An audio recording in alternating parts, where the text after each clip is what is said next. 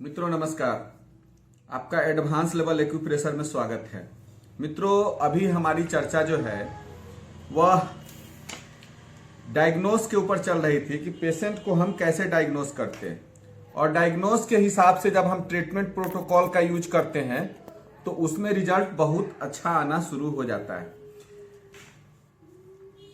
अभी इसके पहले मैंने बताया कि वात पित्त कफ के आधार पर कैसे पहचानेंगे, किस ऑर्गन में गड़बड़ी है तो कैसे पहचानेंगे, उसके लिए कौन से बिंदु का प्रयोग करेंगे।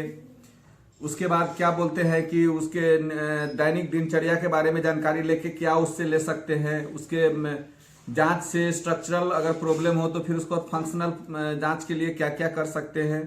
ये सब चीज आपको मैंने सिलसिलेवार ढंग से बताया है, जिसके बारे में आप अच्छी तरह से अब समझने लगे होंगे। अब इसके बाद मित्रों मैं आगे बताने जा रहा हूं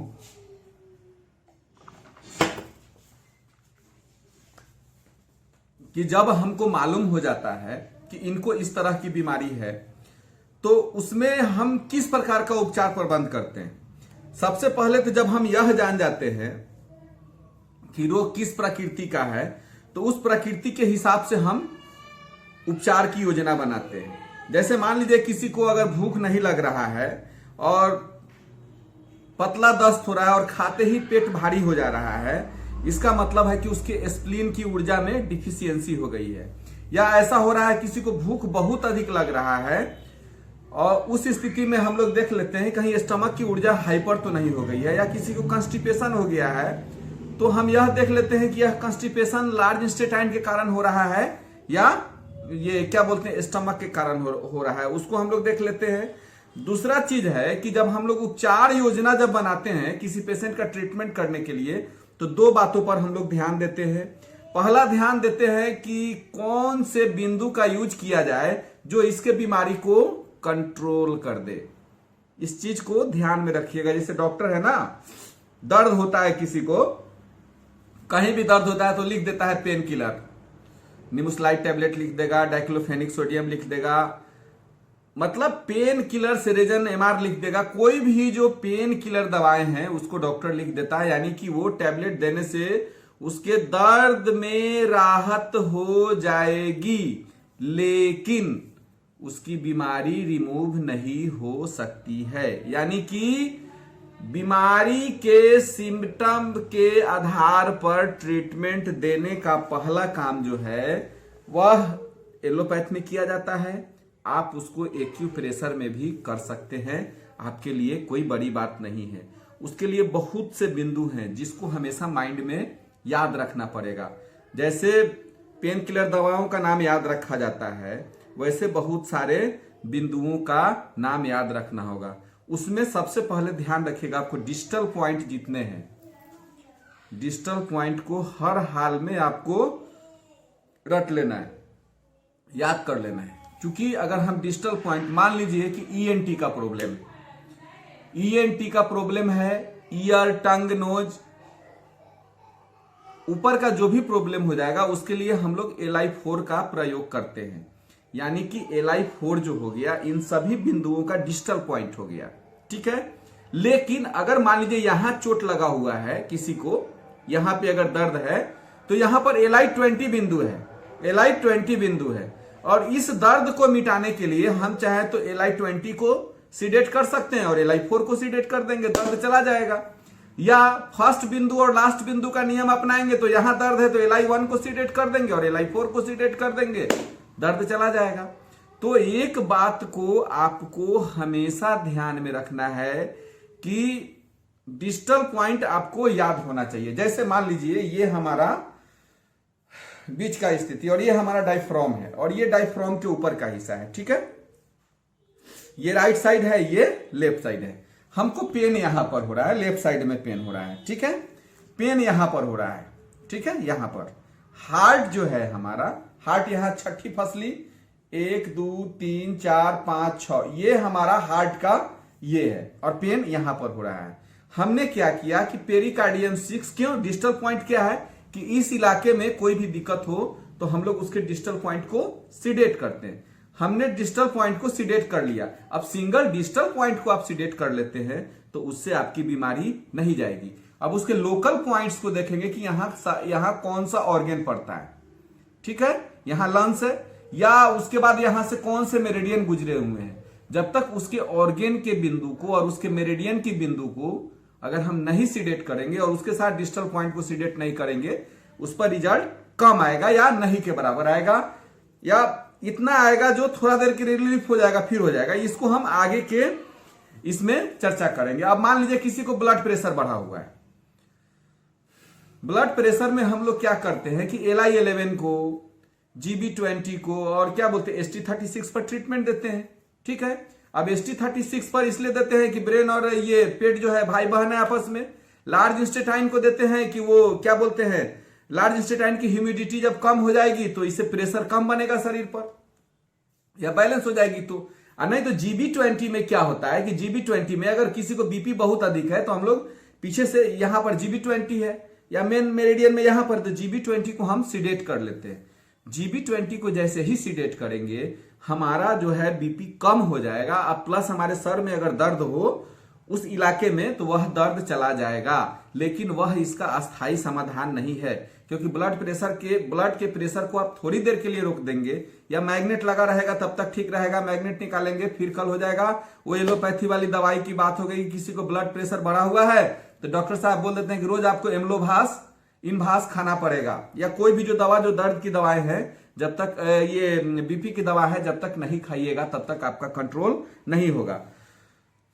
तो हमारे कहने का तात्पर्य है कि बहुत सारे बिंदु हैं, लेकिन हमको पेशेंट को क्लिनिकल रिलीफ देना है। इस चीज को आपको ध्यान में रखना है। तो जब हम पेशेंट को क्लिनिकल रिलीफ दे रहे हैं तो हम क्या करेंगे कि उन सभी बिंदुओं को याद रखेंगे जो जिस ऑर्गन से संबंधित है या जिस आपात स्थिति से संबंधित है, उसको खींचने का, उस बिंदु को याद रखेंगे ताकि उसको क्विक रिलीफ मिल जाए, लेकिन वह अंतिम विकल्प नहीं है। अब जैसे मान लीजिए किसी का स्प्लीन का और लीवर का दोनों का डिफिशियंसी हो गया शरीर में, तो हम लोग क्या करेंगे कि एक स्प्लीन की डिफिशियंसी को, या ये क्या बोलते हैं, उसके लिए कुछ बिंदु हैं, उसके लिए UB20 है, UB21 है, उसको हम लोग टोन कर देंगे और UB18 को हम लोग सीडेट कर देंगे। UB20 तो, लेकिन ये क्या है, ये सारे बिंदु हमारे पीठ के बिंदु हैं और एक तरफ के इलाज से आप रिलीफ दे सकते हैं, वह पूरी तरह से ठीक नहीं। ये लॉन्ग टर्म ट्रीटमेंट नहीं है, ये आपका शॉर्ट टर्म ट्रीटमेंट है। मान लिया किसी का किडनी और लिवर दोनों अनबैलेंस है, तो हम लोग क्या करते हैं कि दोनों के डिस्टल पॉइंट को लेकर, डिस्टल पॉइंट और लोकल पॉइंट क्या है इस पर हम आगे चर्चा करेंगे। दोनों के डिस्टल पॉइंट को क्या किया, लेके हमने टोन कर दिया। तो उसके लिए क्या किया, किडनी का डिस्टल पॉइंट, अब देखिए डिस्टल पॉइंट माने ह्यूमिडिटी ऑर्गन सोर्स के बिंदु हर ऑर्गन के डिस्टल पॉइंट हो जाते हैं। ये हम आगे आपको बताएंगे कैसे होते हैं। तो हमने क्या किया, किडनी मतलब K3, लिवर मतलब लिवर 3। अब किडनी लिवर 3 और प्लस K6 इसको हमने टोन कर दिया, और चूंकि लिवर किडनी और स्प्लीन जो होते हैं वह स्प्लीन मेरिडियन SP6 पर मिलते हैं, इसलिए हमने उसको भी टोन कर दिया। ठीक है, अब उसको जैसे ही हमने टोन किया तो उस स्थिति में क्या होगा, आपका लिवर किडनी और स्प्लीन जो है वह टोन तो हो जाएगा, वो लिवर और किडनी मजबूत तो हो जाएगा, लेकिन ये दोनों बिंदु पैर के हैं। जबकि अगर हमको किसी को भी ट्रीटमेंट करना है तो अपवर्ड डाउनवर्ड दोनों का ट्रीटमेंट करना होगा।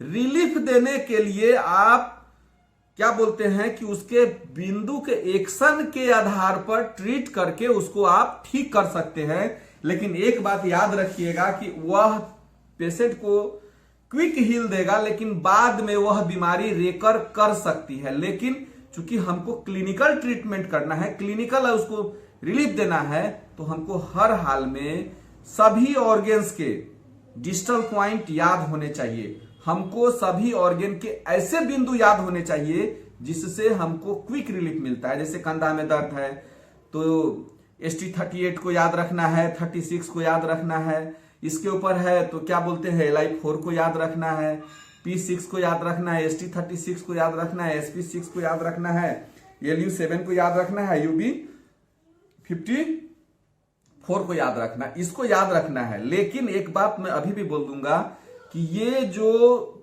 बीमारियां हैं ये सिर्फ एक्शन के आधार पर उसको ट्रीटमेंट देना है। अगर किसी ऑर्गन से संबंधित वो बीमारी होगी तो वो रिलीफ मिल जाएगा आपको, उससे राहत मिल जाएगा। लेकिन पूरी तरह से बीमारी तब जाएगी जब आप इसको प्रॉपर ढंग से ट्रीटमेंट करेंगे। आगे तो हम इसके बारे में बताएंगे, इसलिए याद रखना है कि ट्रीटमेंट प्रोटोकॉल बनाते समय, जैसे ही हम ट्रीटमेंट प्रोटोकॉल बनाते हैं, एक्शन लेने वाली सभी बिंदुओं को याद रखना है। बीपी किसी का बहुत हाई है, क्या करना है हम लोग, किडनी को हम लोग देख ले, हम लोग को पता चल जाता है कहीं ना कहीं से किडनी में कोई प्रॉब्लम होगा या हार्ट में या कोलेस्ट्रॉल बढ़ा होगा, लेकिन उससे हमको मतलब नहीं है। पहले उसके बीपी को कम करना है। चूंकि आपके यहाँ बीपी कम कराने आता है तो बीपी के 3 बिंदु जो है उसको हमेशा याद रखना है, ठीक है ना। LI11, GB20, ST36 लगा दिए, बीपी डाउन हो जाएगा, उसको भेज दिए। वात पित्त कफ के बिंदु साथ में याद रखिए, ST36, SP6, लिवर 3 और क्या बोलते हैं उसको, LI11, GB20 अपना देख लीजिएगा उस हिसाब से, और उसको करके आप ट्रीटमेंट देके पेशेंट को भेज देते हैं। लेकिन जो पेशेंट के जितने आप सिम्टम्स को नोट करते हैं, उसको नोट करके, ये पेशेंट आपके सर पर से चला गया तो वहीं आपकी बीमारी नहीं चली गई, आपको उसको क्विकली हील करना है, तो उसके लिए ट्रीटमेंट का प्रोटोकॉल अलग बनना शुरू होगा, उस पर आगे चर्चा करेंगे। लेकिन एक बात याद रखिएगा कि इलाज करने के दौरान हर बिंदु के एक्शन, कम से कम मेन बिंदु के एक्शन, आपको तो हमको लगता है कि 54 बिंदु याद हो, ये 84 बिंदु जो है वो 5 एलिमेंट 6 एनर्जी के अंदर जो आपको हम बेसिक लेवल में बताए हैं, आपको 84 बिंदु याद हो गए होंगे। 84 बिंदु को तो याद रखना ही है, वात पित्त कफ के बिंदु को तो याद रखना ही है। लेकिन अगर क्विक रिलीफ दे, जैसे डायफ्राम के नीचे हो तो ST42, उसके बाद क्या करते हैं, डायफ्राम से ऊपर हो तो क्या बोलते हैं, इससे ऊपर हो तो LI4, P6, उसके बाद है कोई भी एक्यूट समस्या आती है तो आपको हमने ट्रीटमेंट में बताया है कि GB3 को सीडेट करना है, लिवर 1 को बांध के रखना है। ये सब आपको जानकारी होनी चाहिए ताकि आप पेशेंट को ट्रीट कर सके। मौसम परिवर्तन का बिंदु है, किस मौसम में क्या हुआ है उसको याद रखना है इसको। उसके बाद है कि आप उसके बैक सू पॉइंट्स को, फ्रंट सू पॉइंट्स को, आपको हम पहले ही बोले हैं कि बैक सू पॉइंट्स जो होते हैं सभी एक्शन के बिंदु होते हैं। किसी प्रकार का दिक्कत हो, आप उसके बैकसू पॉइंट्स को ट्रीटमेंट देंगे तो क्या होगा कि वो जो एक्शनल गड़बड़ी होगा उसको तुरंत रुकेगा। सडनली कोई समस्या है, सारा बिंदु को बांध दिए और बैकसू पॉइंट को ट्रीट करेंगे, जैसे ही ट्रीट करेंगे उससे संबंधित समस्या चली जाएगी। इस बात को आपको याद रखना है।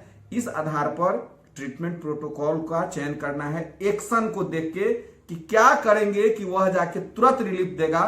क्योर करने की बात आगे होगी, अगले वीडियो में और चीज बताएंगे। तब तक के लिए नमस्कार, धन्यवाद, जय हिंद, जय भारत।